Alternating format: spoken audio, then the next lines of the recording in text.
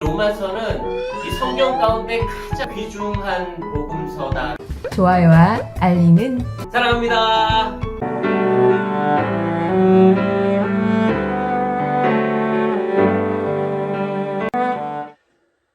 네, 여러분 안녕하세요. 분당제일교회 최승용 목사입니다. 우리가 지난 시간에는 아브라함의 믿음을 통해서 그 아브라함의 의로 말미암아 구원을 받는다라는 개념에 대해서 한번 살펴보았습니다. 그렇다면 오늘 이번 시간에는 그 아브라함의 믿음으로 말미암아 의를 획득한 우리가 더불어 하나님과 화평의 관계를 누려 나가야 되는 그러한 상황에 대해서 여러분들께 말씀을 드리도록 하겠습니다. 자, 오늘의 주제는 화평입니다.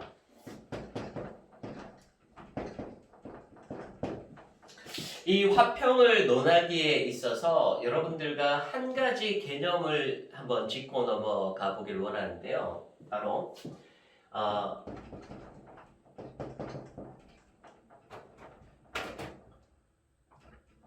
약속의 개념입니다. 이 성경에 등장하는 이 약속의 개념은 헬라어로 이 두 가지로 나눌 수가 있습니다. 이 스프라디스라고 하는 이 헬라어와 에판겔리아,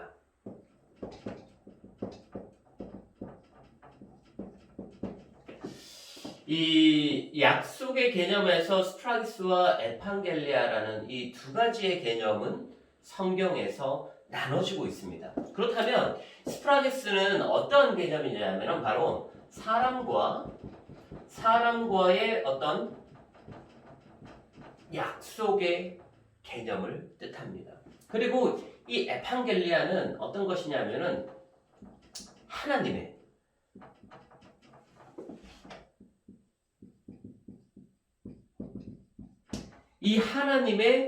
전적인 약속, 하나님의 전적인 약속의 개념이다라는 것이에요.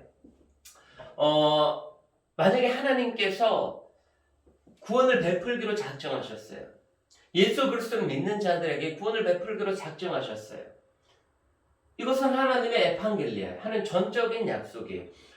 우리들이 어떤 행동을 한다고 해서 어떤 행동을 하지 않는다고 해서 그것이 전혀 영향을 미치는 것이 아니라 하나님께서 딱 선포해 놓으신 거예요. 예수 그리스도를 믿어야만 구원이 있다. 한마디로 말해서 어떤 그 부모의 유언과도 같은, 이 부모님이 유언을 했어요. 내 재산에 10으로 따진다면 7을 큰아들에게 줘라. 그리고 111은 둘째 아들, 셋째 아들, 넷째 아들에게 줘라. 그렇게 부모가 유언을 했습니다. 그럼 그 유언대로 실현이 되어지는 것이죠. 이처럼 하나님의 어떤 전적인 약속은 바로 구원과 연관이 있는 이 에판겔리아, 하나님의 약속의 개념입니다. 자, 그러면 이 스프라디스라는 사람과의 약속의 이것을 우리가 또 한번 살펴보기를 원하는데요. 창세기 21장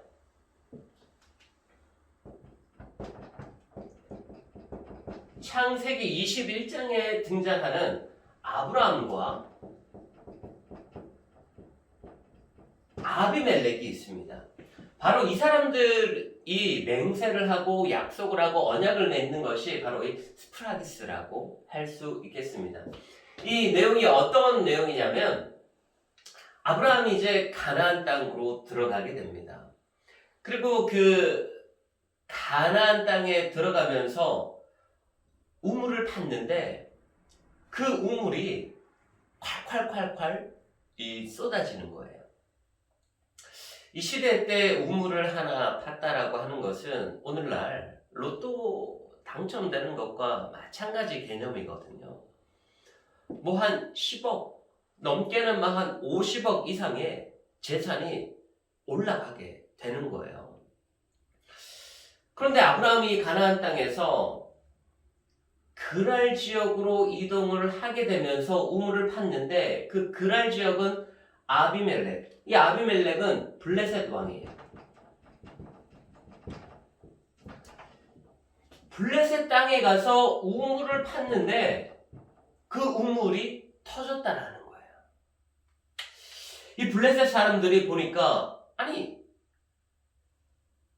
보지도 어디서 보지도 못한 사람이 와서 우리 땅에서 막 우물을 파고 거기에서 점점 강성하여지고 장성하여지고 소와 양떼들을 많이 이루고 막 애들을 순풍순풍 나오면서 막 세력이 점점 강성해지는 거예요. 거기에 있어서 이제 블레셋 사람들이 시기와 질투를 하게 됩니다. 그러면서 이 아브라함의 우물을 메꿔버립니다. 막 흙을 부어가지고 메꿔버려요. 그런데 이것을 블레셋 사람들이 자신들의 왕 아비멜렉에게 고하질 않아요. 말하질 않아요. 그렇다고 이 아브라함이 아비멜렉 왕에 가서 당신네 백성들이 우리 우물을 메꿨습니다라고 얘기하지 않아요. 그러면서 어느 정도 시간이 지나면서 아브라함이 아비멜렉에게 은혜를 베풀게 됩니다. 그것은 무슨 내용이냐면 아브라함의 아내 사라가 너무나도 예쁜 거예요. 이 블레셋 지역으로 내려갔는데 이 아비멜렉 왕이 하마터면 아브라함의 아내 사라를 범할 뻔한 거예요. 그런데 그런 아비멜렉의 꿈에 하나님께서 나타나십니다. 내가 범하려고 하는 그 사라는 선지자의 아내다. 범하지 말아라.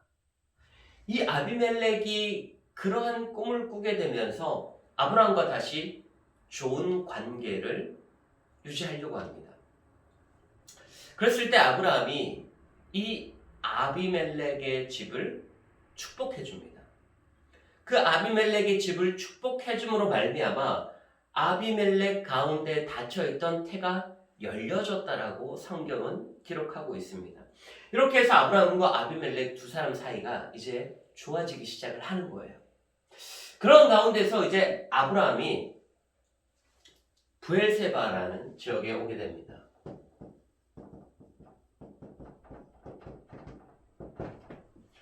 여기에서 다시 우물을 팠는데 우물이 터지는 거예요. 그러면서 아비멜렉과 아브라함이 이곳에서 맹세를 하게 됩니다. 내가 더 이상 아브라함 너희 진영 가운데 우물을 훼손하지 않겠다. 여기서 우리가 맹세하자 해가지고 브엘세바 우물, 여기 브엘세바 뜻이 맹세의 우물이거든요.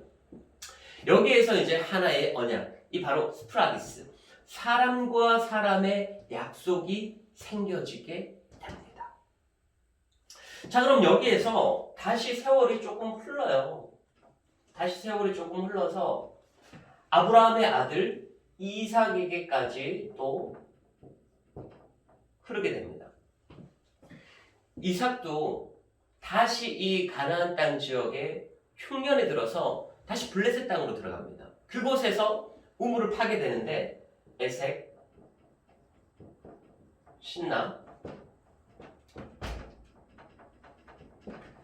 에색과 신나와 르호봇이라는 이 세 개의 우물을 파게 돼요. 그런데 이 우물을 다시 블레셋 사람들이 메꾸는 거죠. 다시 메꾸는 거죠. 다시 메꾸는 거예요. 그런데 이 이삭은 옮겨가고 또 옮겨가고 결국에는 다시 브엘세바 우물까지 옮겨오게 됩니다. 여러분들, 아브라함이 이 브엘세바 우물을 팠다고 제가 말씀을 드렸잖아요. 그런데 이 아비멜렉과 아브라함의 언약이 있었어요. 그런데 아브라함이 죽게 되자 이 블레셋 사람들은 다시 아브라함의 지역을 시기하고 질투하여서 브엘세바 우물을 메꿔버렸던 거예요. 자, 그런데 이삭이 오늘 에색과 신나와 르호봇을 다 포기하고 다시 브엘세바에 이르러서 그 블레셋 사람들이 흙을 넣고 돌을 넣고 다 메꿔버린 그 우물들을 다시 파기 시작합니다. 그런데 하나님께서 이삭을 축복하셔서 브엘세바 우물을 다시 터뜨리십니다. 참 이 아브라함의 모습들 가운데 여러분은 무엇을 느끼셨나요? 이 이삭의 모습들 가운데 여러분은 무엇을 느꼈습니까? 저는 이 아브라함에게 있어서 화평이 보여지는 거예요. 저는 이 이삭에게 있어서 무엇이 보여지냐면 이 화평이 보여지는 거예요. 이 화평이.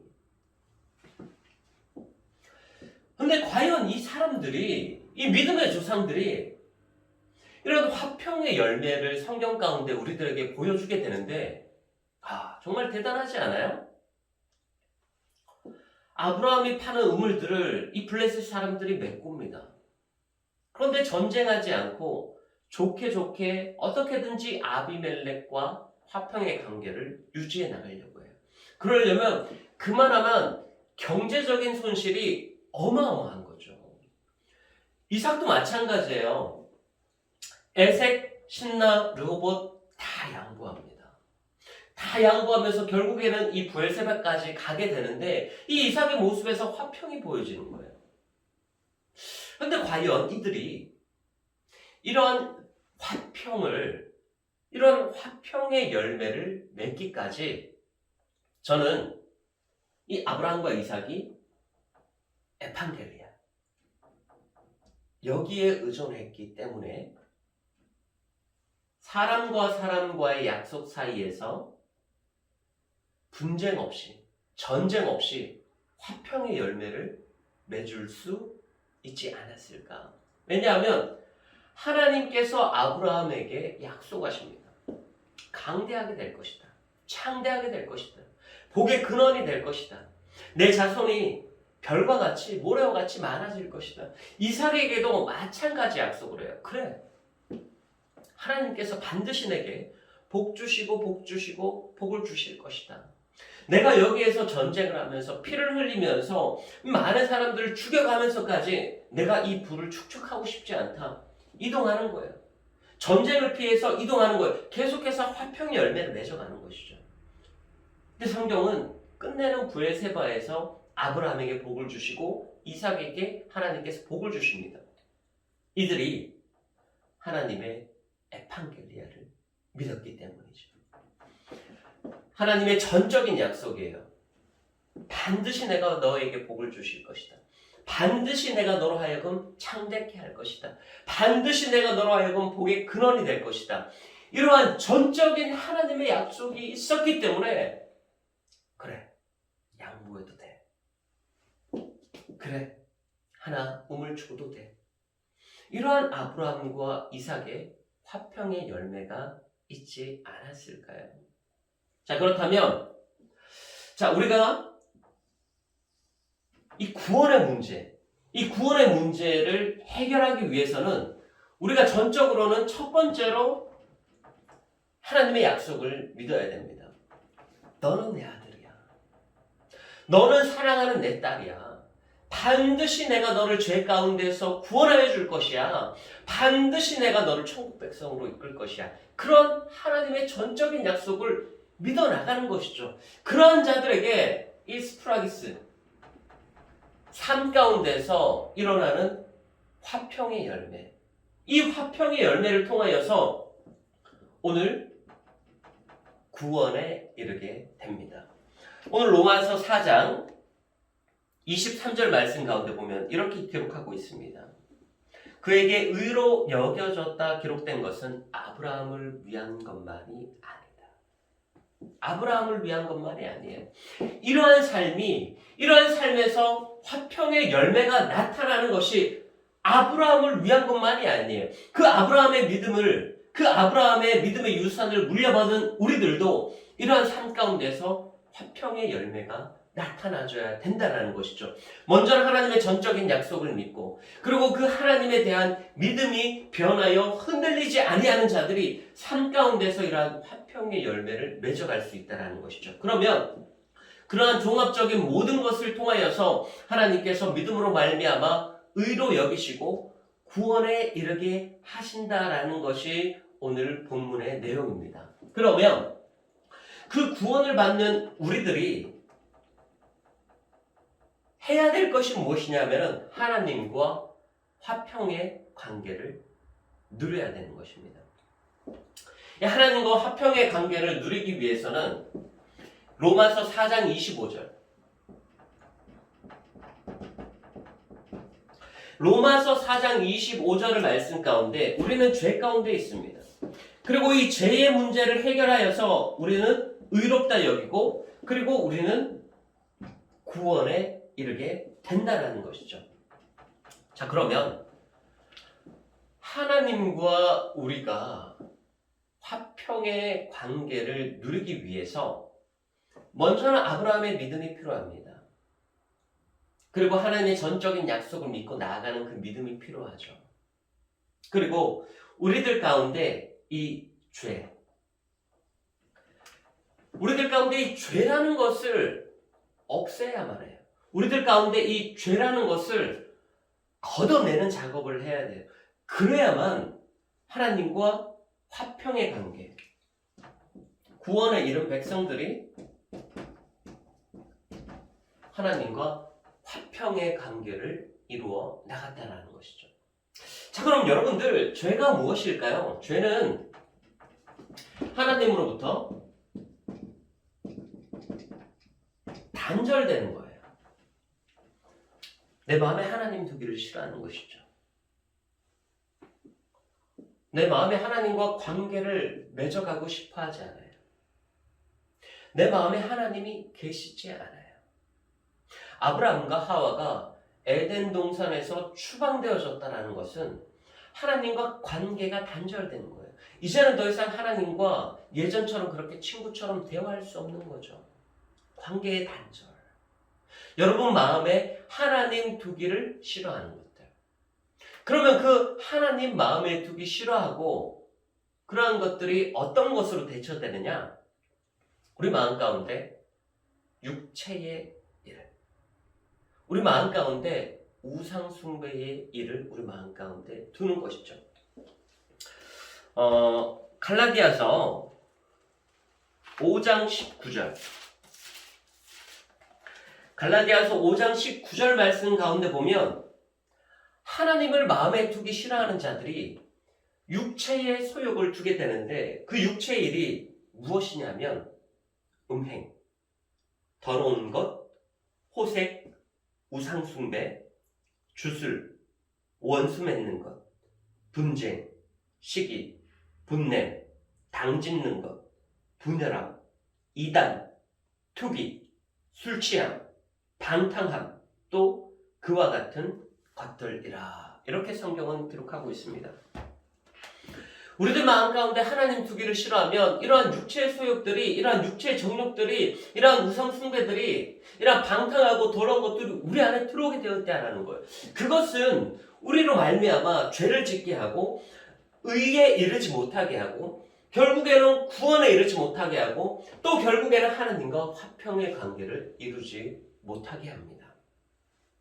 자, 우리가 육체의 소욕은 이런 것들이에요. 그런데 우리 안에 이 육체의 소욕들을 하나씩 하나씩 제거해 버리셔야 돼요.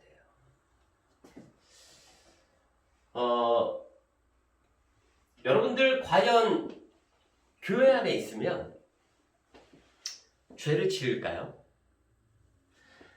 내가 교회 안에 있는데 하나님이 싫어하시는 죄악을 범할까요?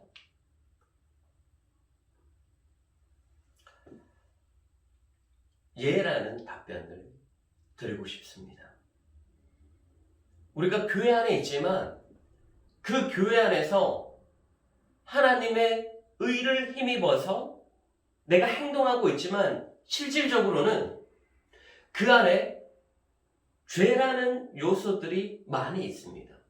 그것이 무엇이냐면 고린도 교회 문제를 말씀을 드리면 참 이해하기가 쉽겠습니다.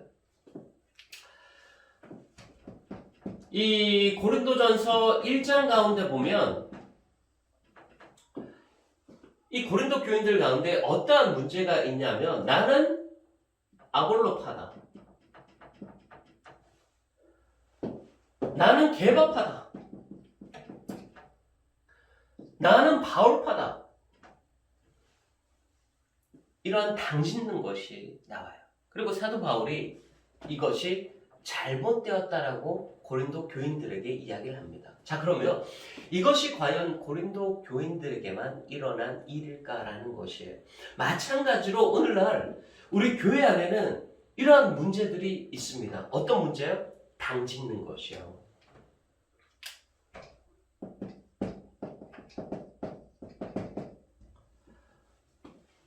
어떤 당파를 만드는 거예요. 어떤 당파를 만들어서 그 사람들끼리 힘을 뭉치는 것이죠. 그러면서 다른 사람들을 대적하는 거예요. 다른 사람들을 깔보는 거예요. 한두 명 있는 사람들의 그 세력들을 짓밟는 거예요. 어떤 사람은 아볼로파, 어떤 사람은 게바, 어떤 사람은 바울. 그렇죠. 교회 안에 난 바울의 신앙이 좋아. 난 바울의 어떤 이신칭이 그 믿음이 너무 좋아. 아니야, 나는 베드로의 그 천국 열쇠를 받는 그 베드로의 신앙이 너무 좋아. 아니야, 나는 정말 성경 공부를 잘 가르치는 아볼로 선생님이 너무 좋아. 그러나 이러한 것들이요, 결국에는 당파가 지어진다라는 거예요. 결국에는 어떤 하나의 색깔이 다른 세력으로 번져지게 된다라는 거죠. 사도 바울이 교회 안에서 이것 잘못되었다라고 지적을 합니다. 너희 교회 안에서 그렇게 당파를 짓는 것, 너희 교회 안에서 그렇게 끼리끼리 다니는 것, 너희 교회 안에서 그 사람들끼리만 뭉치는 것, 이거 잘못된 거야 라고 사도 바울은 이야기를 하고 있다는 것이죠. 그리고 고린도전서 5장 가운데 보면 음행의 문제가 등장을 합니다. 음행의 문제. 이 음행의 문제는 어떤 문제냐면 너희 중에 사도 바울이 이야기합니다. 너희 중에 그 아비의 철을 범하는 자들도 있도다. 같은 교인들끼리인데 교회 안에 이러한 범죄, 이러한 음행이 있었다라는 것이에요. 자, 그 시절을 한번 예를 들어 볼까요? 여러분들 우리 한국 교회 초기반 에도 어떻게 다녔습니까? 남자 반, 여자 반이 있었을 정도예요. 그리고 저기 이천 박물관에 가보면 우리나라 그 초대교회 그 예배당의 모습을 한번 재현을 시킨 그러한 박물관도 있는데요. 어떤 거냐면 제가 가서 봤는데 여기 이렇게 이 목사님이 전하는 이 말씀 강대상이 있어요. 그러면서 오른쪽 방과 왼쪽 방이 따로 기역자로 있는 거예요. 이렇게 기역자. 그럼 남자 방에서는 이 목사님을 볼 수 있어요. 여자 방에서도 목사님을 볼 수 있어요. 그런데 방이 기역자로, 여러분들이 보셨을 때는 이렇게 V자죠. 이렇게 V자로 되어져 있기 때문에 남자들은 여자를 볼 수 없어요. 여자들도 남자를 볼 수 없는. 이 우리 한국교회 초반에는 이렇게 예배를 드렸습니다. 그러다가 한 방에서 이제 칸막이로 바뀌어지게 되죠. 한 방에서 칸막이로 바뀌어지게 되었다가 이제는 같은 방에서 남자가 앉는 자리, 여자가 앉는 자리로 구분되어지게 됩니다. 그러다가 오늘날에는 이제는 그러한 것들이 다 없어지게 되었죠.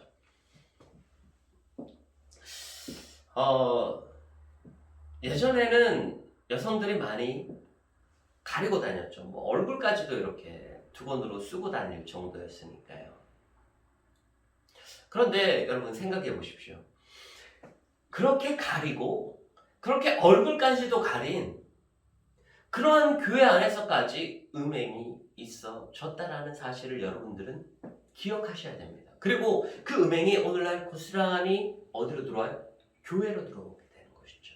그러면 그 교회로 들어와서 그 음행의 문제는 어디에서부터 시작되는가?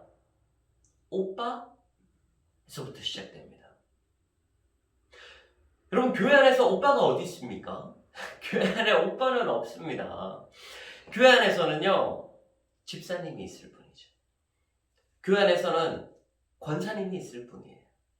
교회 안에서는 장로님이 있을 뿐이에요.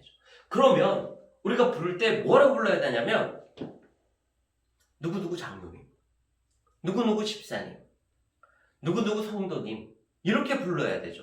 교회 안에서 오빠라고 불러요. 오빠? 교회 안에서 누나라고 부릅니다. 이거 사라져야 됩니다. 왜냐하면 이것이 음행으로 가는 시발점이 되는 거예요. 그렇기 때문에 교회 안에서 이러한 단어는 사라져야 되는 거예요. 언니? 교회 안에서 언니가 왜 등장을 합니까? 언니, 오빠 이러한 단어가 사라져야 되고, 제가 들은 얘기지만 왜 이렇게 예뻐?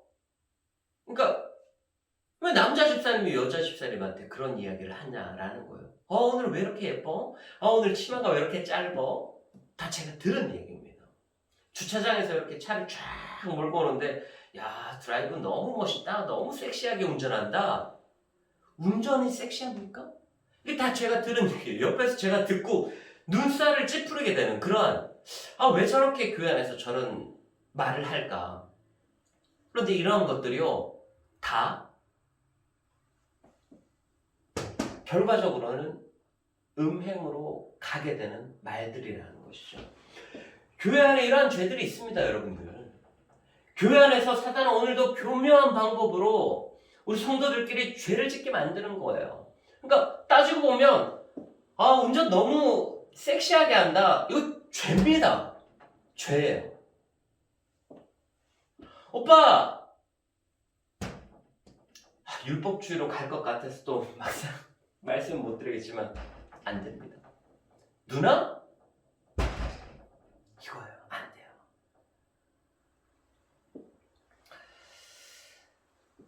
그리고 8장 가운데 보면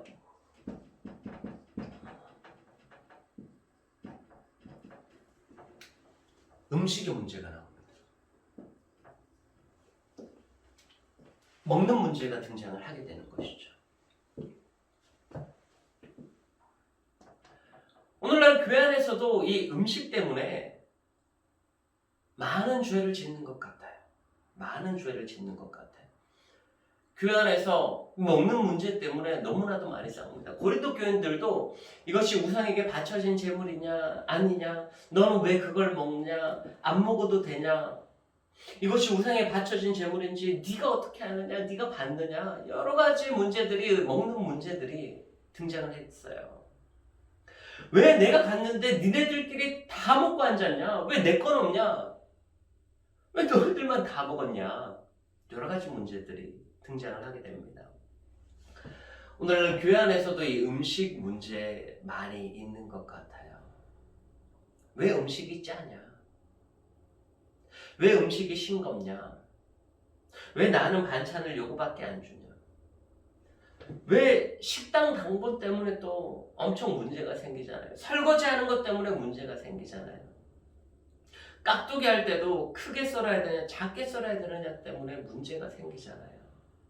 사랑하는 여러분, 교회 안에서 음식 때문에 문제가 생기지 않게 되길 바랍니다. 여러분들이 말을 했잖아요. 그렇다면 그 말을 통하여서 다른 사람들이 시험 들었다면 안 돼요. 여러분들의 말을 통해 그 사람들이 시험 들었다, 이거예요? 안 돼요. 안 돼요. 교회 안에서는 조금 짜게 먹어도 돼요. 교회 안에서는 조금 싱겁게 먹어도 돼요. 교회 안에서는 고춧가루가 많이 묻은 거 먹어도 되고 적게 묻은 것도 되고 된장국을 먹어도 되고 뭐든지 교회 안에서 먹으면 맛있다라고 드시면 됩니다.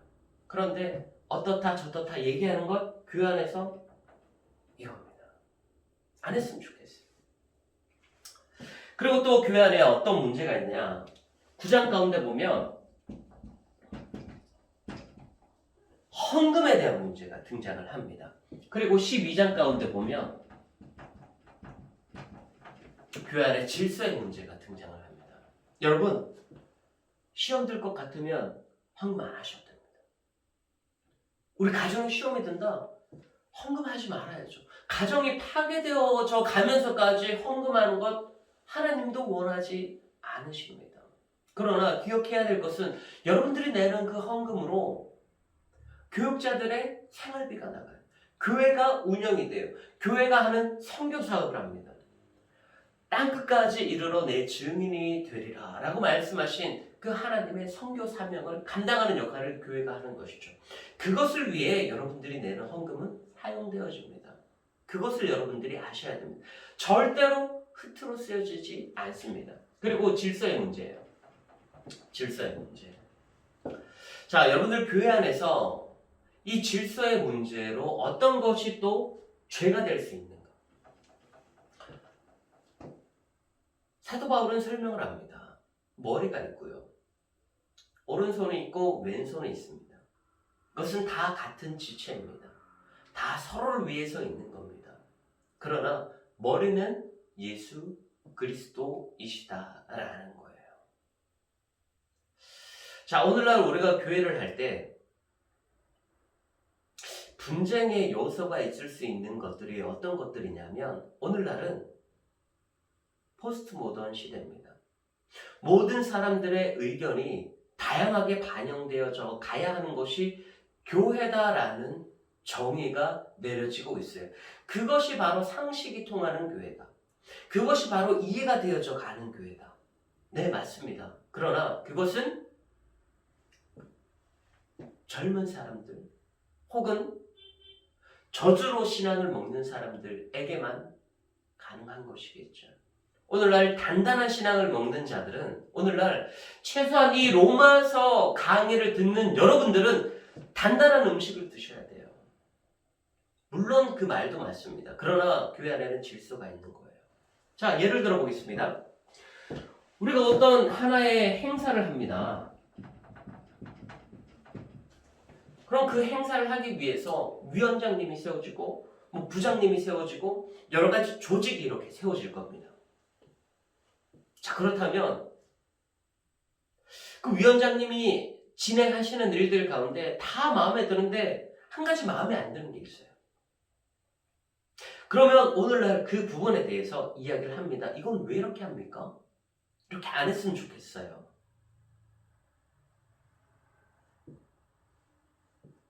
그런데 그것이 복음에 거스르지 않는다면 이해할 수 있어야 됩니다. 그것이 오늘날 단단한 음식을 먹는 자들입니다. 오늘날 여러분들이 그 질서에 순복하지 않고 컴플레인을 하고 항의를 하고 불평을 하고 딴지를 건다면 그것은 이겁니다. 명확합니다. 그것으로 인해서 시험이 된다면 하나님께서 질서의 하나님이십니다. 만들어 놓으셨어요. 그 위원장님도 성도로부터 시작해서 서리 집사가 되고 안수 집사가 되고 또 장로님이 되어서 위원장님이 됩니다. 모든 과정들을 다 거쳤을 거예요. 그러면 그 위치가 되어졌기 때문에 하나님께서 세워서 일할 만한 하시기 때문에 위원장님이 되신 거예요. 그렇다면 그 건의에 순복하는 것, 그것이 바로 의에 이르는 길이고 구원에 이르는 길이고 결국에는 화평에 이르는 길, 하나님과 화평하게 되는 길, 성도 간에 화평하게 되는 길이 되어진다는 것이죠. 그리고 고린도 후서 6장 가운데 멍에를 같이 지지 말라라는 성경 말씀이 등장을 합니다. 이것이 무엇이냐면 성도 간에 동업하지 말라는 거예요. 성도 간에 돈 거래하지 말라는 거예요. 어떻게 자라온 환경이 다른데, 어떻게 가정이 다른데 동업이 되겠습니까? 어떻게 사상이 같아질 수 있겠냐라는 것이죠. 결국에는 동업을 하게 되면 A라는 사람도 잃고 B라는 사람도 잃게 됩니다. 절대 멍에를 같이 매지 마십시오. 어려울 수는 있어요. 그 어려운 거 잠깐 도와줄 수 있겠어요. 여러분 도와줄 수 있겠습니까? 안 됩니다. 이것도 안 돼요. 왜? 이것이 성도 간의 돈 거래가 될 수 있거든요. 교회 안에서는 모든 문제를 기도로 해결해야 됩니다. 그 가정을 위해서 기도해 준다. 그 사업장을 놓고 기도해 준다. 이것이 크리스찬들의 방식이에요. 해결하는 방식이에요. 죄가 되지 않는 방식이라는 것이죠. 그런데 같이 동업한다? 이겁니다. 그 사람에게 돈을 빌려준다? 이겁니다. 반드시 기억하셔야 돼요. 뭐 여러 가지들이 더 많이 있겠지만 사도 바울은 고린도서를 통해서 교회 안에서 일어나는 문제들, 교회 안에서 범하기 쉬운 죄들에 대해서 설명을 하고 있습니다. 그러면 그 모든 죄들이 뭐냐면 결국에는 의에 이르지 못하게 되는 거예요. 그리고 구원에 이르지 못하게 되는 것이죠. 나아가서는 하나님과 화평의 관계를 누리지 못하게 되는 것입니다. 사랑하는 여러분, 오늘 이 아브라함과 이삭을 통해서 화평으로 나아갈 수 있습니다. 그것은 에판겔리아, 하나님의 전적인 약속. 내가 반드시 너에게 복을 주실 것이다. 내가 반드시 너를 축복할 것이다. 내가 반드시 너의 사업장을 축복할 것이다. 반드시 내가 잘 되고 잘 되기를 내가 바란다. 그 하나님의 전적인 약속을 믿고 나가는 자들에게는 이 화평의 열매가 맺혀진다는 거예요. 믿음으로 말미암아 의에 이룰 수 있다는 것이죠. 그리고 그것은 구원에 이르며 결국에는 하나님과 화평의 관계를 누릴 수 있다는 것이죠. 우리가 이 세상에서 죄를 멀리해야 되는데 하나님과 멀어진, 하나님과 단절된, 하나님의 관계에서 단절된 이런 모든 죄악들을 떨쳐버리고 갈라디아서 5장 19절 말씀 가운데 나타나는 육체의 모든 소욕, 육체의 모든 일들을 벗어버리고 교회 안에서 일어날 수 있는 당짓는 것들, 이러한 죄들, 교회 안에서 일어나는 이러한 음행의 죄들, 교회 안에서 일어나는 음식으로 생길 수 있는 죄악상들, 헌금, 질서, 교회 안에서 일어나는 그 동업의 문제들, 돈거래의 문제들, 이 모든 것들이 죄악이 될 수 있습니다. 그러니까 이러한 것들을 멀리하는 것이 좋습니다. 교회 안에서 이러한 죄악들을 짓지 않는 것이 좋습니다. 그래야만 의에 이르고 구원에 이르며 하나님과 화평의 관계를 누려갈 수 있습니다. 사랑하는 성도 여러분, 오늘도 하나님께서는 여러분들과 화평의 관계를 누려나가길 원하십니다. 그리고 그것은 하나님의 전적인 약속, 그 약속을 믿는 자들에게 실현이 됩니다. 저는 오늘 여러분들에게 그 전적인 하나님의 약속이 실현이 되어질 수 있기를 주의 이름으로 축복합니다. 반드시 하나님께서 잘되게 하실 것입니다. 반드시 하나님께서 강건케 하실 것입니다. 반드시 하나님께서 이 추악한 질병 가운데서 해방시켜 주실 것입니다. 반드시 하나님께서 이 모든 죄악들 가운데서 깨끗하게 하실 것입니다. 반드시 하나님께서 이 교회 안에서 모든 죄악들을 떨쳐버리고 교회 안에서 승리하여서 천국 백성으로 만들어 주실 줄로 믿습니다. 여러분, 이 하나님의 전적인 약속 에판겔리아를 믿고 따라 나아갈 수 있기를 바랍니다. 하나님과 화평의 관계를 누리고 하나님의 귀한 열매를 맺어가는 저와 여러분들의 삶이 될 수 있기를 주의 이름으로 축복합니다. 한 주간도 이렇게 살아갈 수 있기를 주의 이름으로 간절히 축복합니다. 자, 그럼 우리 다음 시간에 또 뵙도록 하겠습니다. 감사합니다. 사랑합니다. 축복합니다.